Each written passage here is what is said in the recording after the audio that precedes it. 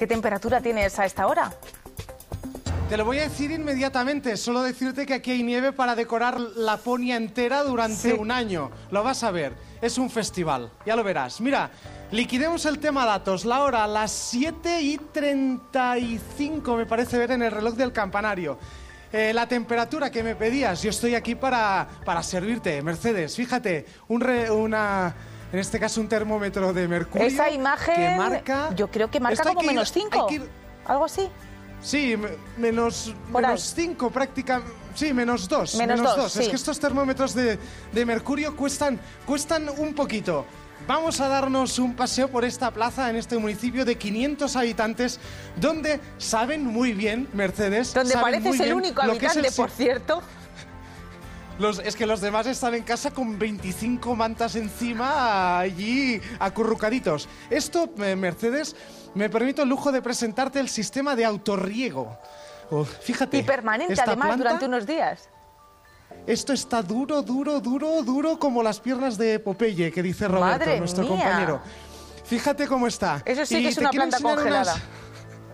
Sí, pero esto se va regando solo, es la ventaja que tiene. Mira las estalactitas de la farola, ahí están, pero esto no es nada, ¿eh?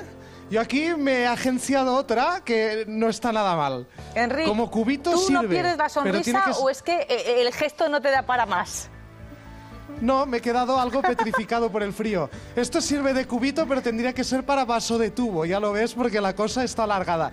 Y aquí en la plaza nos hemos quedado también con una imagen que yo no sé quién es el responsable, pero se lo ha pensado bien. Dice, oye, yo tengo que vaciar esta papelera con la de nieve y hielo, vamos a poner aquí un paraguas y nos protege el tema. Fíjate, cuando se trata de frío, poca es la astucia que desarrollamos los seres humanos. Mira qué montañas de nieve.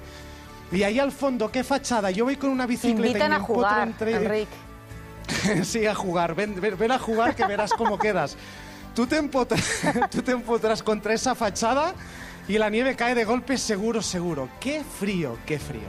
Bueno, siento darte envidia, pero yo aquí estoy muy a gustito, muy calentita. Gracias, Enrique, porque has aprovechado muy bien esos metros cuadrados en esta placita de Prades. Ahora nos vamos con Loli a Asturias, a un Gijón también nevado. Adiós.